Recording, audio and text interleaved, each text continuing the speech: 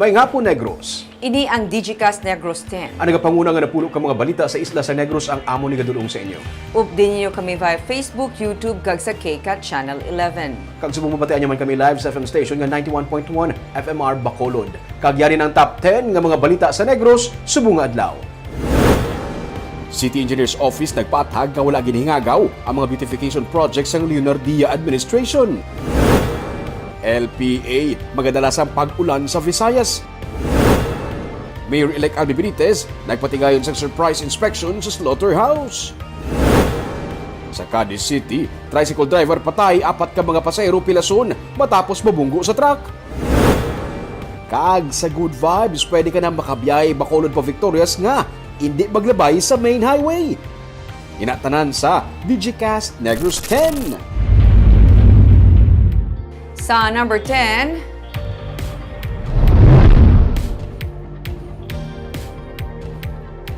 low pressure area na porma sinilang nga aga, magadalas ang ulan sa Visayas. Isa ka low pressure area ang naporma sa bahin sang Sulu Sea las 8 kainas ang aga. Sa latest update sang Pag-asa, iniangyara sa 120 km south sang Cuyo, Palawan. Gina-forecast nga ini ang magadalas ang pag-ulan sa Southern Luzon kag sa Visayas lakip na diri sa isla sang Negros. Ginapangandaman o kung ginapaandaman man ang publiko sa posibilidad sang baha o kung landslide. Malayo naman ang tsansa nga mangin isa pa ini ka bagyo suno sa Pag-asa.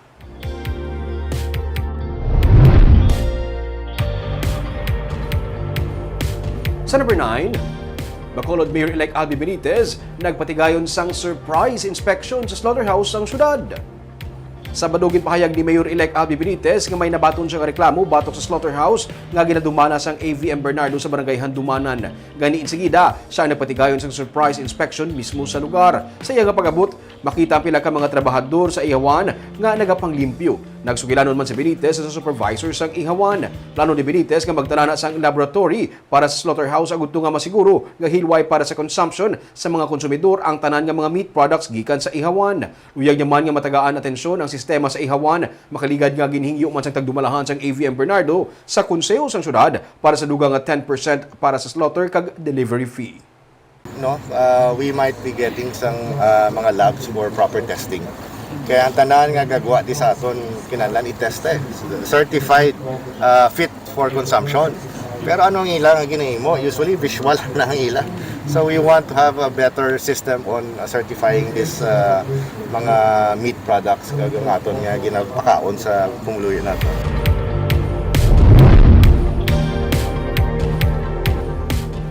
Sa number 8, presyo sang diesel ang malapit na magdangat sa 90 pesos kada litro. May mga driver sang depasahe nga salakyan nga naguntat na. Mayara naman sa nagaduha-duha kung magpadayon pa. May report si Romeo Subaldo. Manuglas 12 na sang udto, nagahulat sa gihapon sa paradahan sa Mansilingan Central Market si Carlos Garcia. Ika-21 pa siya nga jeep nga makapasaka sang pasahero. Istorya niya, amo sini adlaw-adlaw ang ila sitwasyon. Sa paradahan na lang nagahulat kay kamahal sang krudo. Kung sa tuan ay makapito sila kalibot sa isa ka adlaw, subong 4 na lang. Mas lawig pang tiniranay sa paradahan sang sa pagbiyahe. Tungod nga parking kami hindi kami makano kay tungod kung hindi kami magparking way kami kuha sa dalan. Sa muna pwede ka kalibot-libot tayo yun. Sige, padayon lang. Padayon lang. Subong nga mapundo ang sa paradahan. Pundo kagid kay hindi kagid.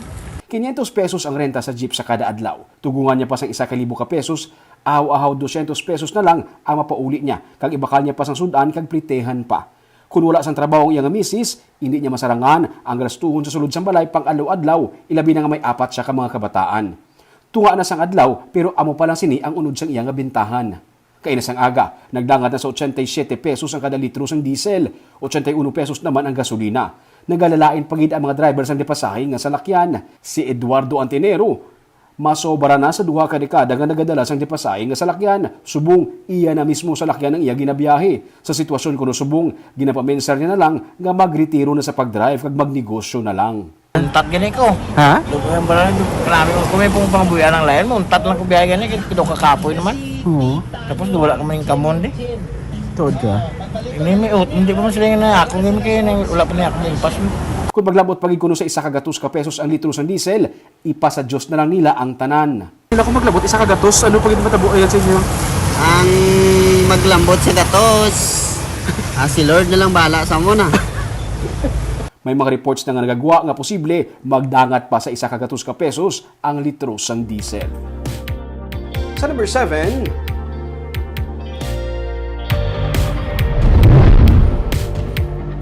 pagkilala sa mga sospek ag pag-aresto sa ila. Inipila lamang sa gintalakay sa pagsinapol sa mga opisyal sa probinsya kag sa Bacolod upod ang PNP.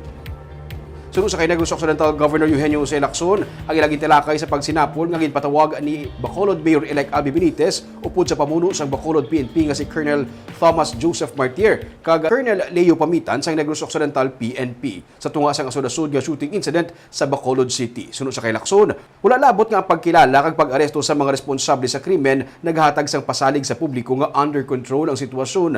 Nagahaboy man inisang mensahe sa mga yara sa likod sa krimen nga hindi sila basta-basta makapalagyo kag sila ang magapanabat. Sunod sa kay Martir, sa karon ilang nga ginatingwaan nga ma-file ang mga kaso kay may mga suspect naman o kag persons of interest sa mga shooting incident. Sunod naman sa kay Lieutenant Abigail Donasco, ang spokesperson sa Negros Occidental PNP sa bahin sang Nokpo, maghatag man sila sang suporta kasubong man sang close coordination sa Bacolod PNP. Sunod sa kay Lacson, wala man sang kasubong nga mga shooting incident sa Negros Occidental, dapat ang mga pulis magapabilin nga alerto. Manifested our concern, and that what's important really is if there is an incident like that happens where somebody gets shot, if only the police can identify the suspects and actually make an arrest, no, it has to be that way just to assure the public that it is not getting out of control, no? So I understand the latest incident may ara namang gikuno suspect.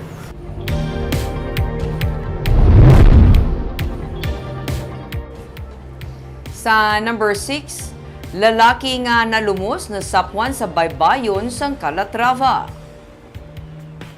Nasapwan Domingo sang aga ang lawas ng isa ka lalaki sa tunga sang baybayon sang Barangay Suba sa Calatrava. Sunod sa PNP, ang mga nagapanagat amo ang nakakita sa lawas sang biktima nga nagalutaw sa baybay. Gilayon man ini nila gindala sa kilid sang dagat kag ginhingagaw pa sa ospital apang gindeklarar nga dead on arrival. Ginkilala ang biktima nga si Romeo Ira, 31 anyos.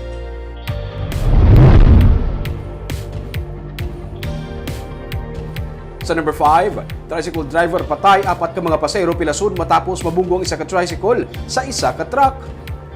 Patay ang tricycle driver nga si Rodrigo Magbanwa samtang pilason naman ang 4 sini ka mga pasahero matapos magbunggo kahapon ang iyang tricycle sa truck sa highway sa barangay Tinampaan sa Cadiz City. Sa investigasyon sa Cadiz PNP, mo-overtake kunta niya ang tricycle sa ginasundan nga multicab apang nasangit ini sa likod sa multicab ganyan nadulaan sa kontrol ang driver nga nakalabot sa piyak nga lane.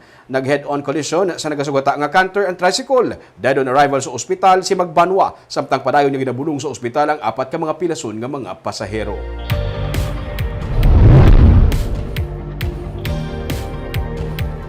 Sa number 4, sa Sabado gintalana ang inauguration ni Governor Eugenio Jose Lacson, Vice Governor Jeffrey Ferrer, kag katapos ang sangguniang panlalawigan.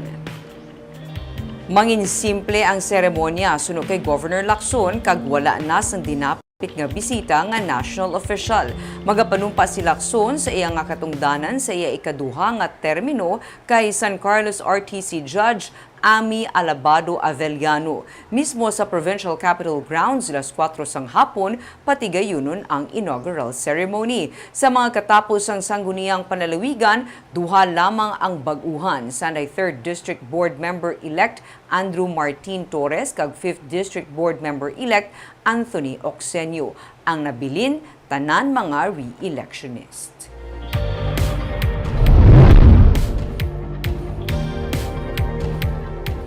Sa number 3, ang pagpungko ni President-elect Ferdinand Marcos Jr. bilang Secretary sa Department of Agriculture, nagapakita lamang sa iyang paghatag sa importansya sa agrikultura o kung pag-prioritize sini.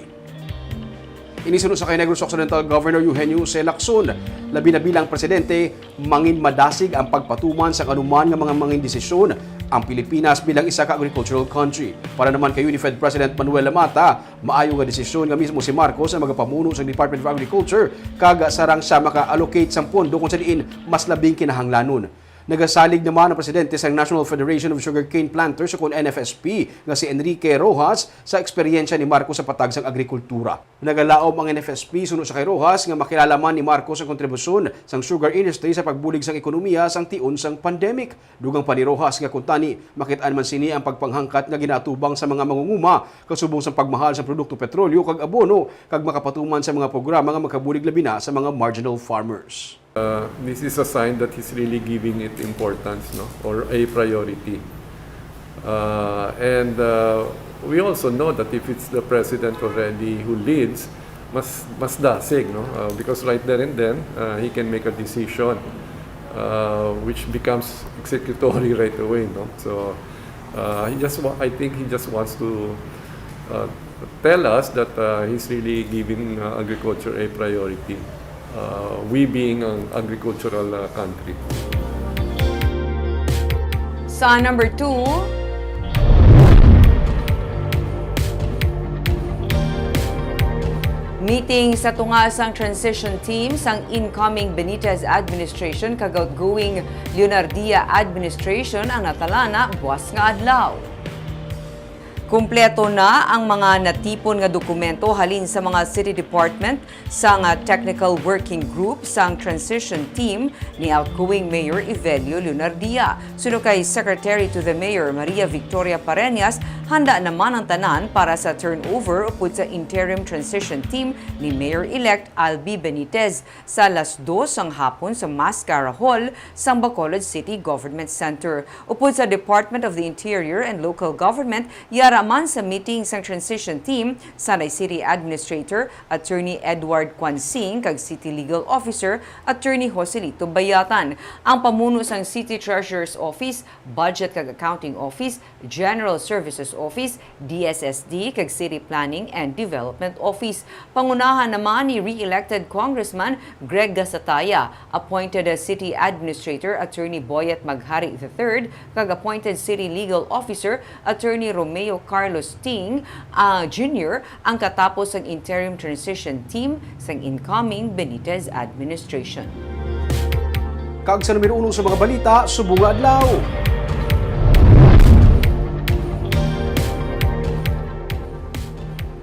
Mga nagtuhaw nga beautification project sa Leonardia administration antes matapos ang termino ni Mayor Evelio Leonardia, wala ginhingagaw sunod sa City Engineer's Office. May report si Nico Delfin. Agaw atensyon sa mga motorista ining streetscapes project, mga tourism lights nga makitan sa Center Island kag may estatwa pa sang Carabao sa boundary sang Bacolod kag syudad sang Talisay. May mga netizen natinga kun nga gulpi lang ini nagtuhaw karon nga manogbiya na sa pwesto si outgoing Mayor Evelio Leonardia. May tourism lights man sa nga style, no? Opo, dyan na. Ang inang tourism, inang daw iya lamppost, may solar na siya sa babaw. Done na siya, nang finish na siya. Wala Finish na, wala lang anay, gin pangtakod sang kontraktor, kay amo tong problema niya. May kinamatay. Kay kung itakod ya tanan, basi pagkabas-ubos pati pong solar, nakita. human na siya.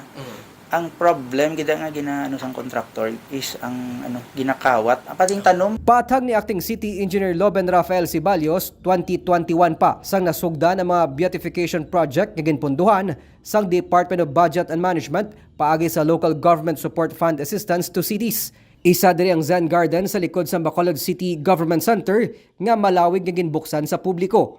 Tag 12 milyones pesos ang pondo para sa Zen Garden kag Streetscapes project. Inada na uli-ulihi lang siya, hindi gid bala dungan-dungan pero the same batch bala sila. Okay. Nga paghatag may mga program of work sita then ginbid ta Saan siya nagsugod gani? last year Last year 2021. But just to clarify lang, wala siya ginhingagaw. Ay hindi, dugay na actually. Nang galing kay wala guro ng talupangdan lang naton. Kabahin man sa mga proyekto nga napunduhan sang DBM sa idalom sang Leonardia administration, ang rehabilitation sang Rizal Park sa Dalan Araneta kag children's playground sa likod man sang BCGC. Beautification na gid na. Hindi mo na siya magamit sa iban nga project. Specific na. Ginapaabot naman sang City Engineer's Office nga sa idalom sang incoming Benitez administration, mapadayon ang pagkaayo sa nasugdan nga mga road projects pati nang ginakaayo karon nga 3 ka mga merkado sa syudad. Nico Delfin para sa DGCast Negros.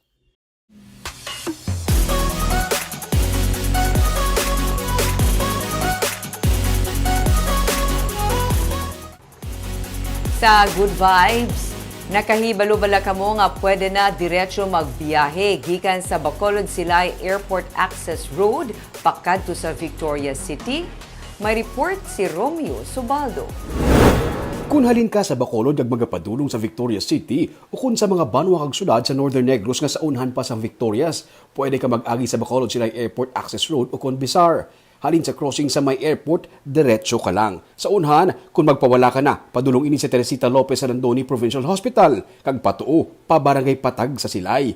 Diretsohon mo lang sa gihapon ang among nga dalan, pwede na makalabay diri. Sementado na ang dalan, may mga porsyon na lang nga ginakaayo pa sa gihapon. May mga natakod na nga mga poste kag solar lights para kung gabi.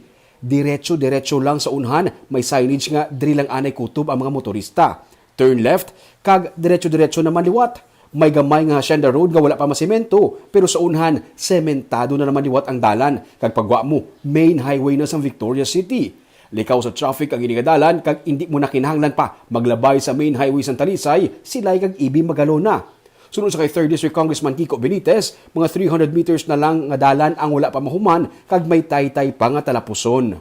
Kinahulat na lang namon ang daw isa ka taytay na matapos. Dayon may mga 300 meters pa sa Victoria side na tapuso na lang. Ang promise ng DPWH is by next year maabrihan na nila tanan. But they said that last year. So tanahon ta. Projected na makalabot siya Victoria's na by Yes. By next year supposedly. Sulo pa sa kongresista nga ginapaabot nila nga mahumana ini sa madason nga tuig kag ginapaabot nga makapahagan-hagan man ini sa trapiko sa main highway. Barb na ko siya nga bulig para mapalesen ang imong nga travel time pakato sa Victoria salin sa Bacolod. Labi na ko nagadali kami, no? Correct. Oo. Galing may gamay lang yung road bar pero pag guwa mo nang guwaan mo Cane Town tapos Victoria's proper na guwa ka na to. Kabalo kaming may iban pag manggid nga mga, di ba, Yes. ang mga roads. Dili sa Bacolod na pa. Economic highway, Romeo. Oh yes, amo na tawag economic highway sa Negros Occidental. Kagapuyan itong mga balita sa Negros subong adlaw. Kay man sa panahon karon importante nga may ihibalo ka sa nagkatapo sa imo nga palibot. Pero dapat balanse kag eksakto mga impormasyon. Padayon kami nga magapangalagad sa Negros Sanon. Ako si Barbara Mijares. Tugtog sa buwas ako naman si Romeo Subaldo, mayong hapon.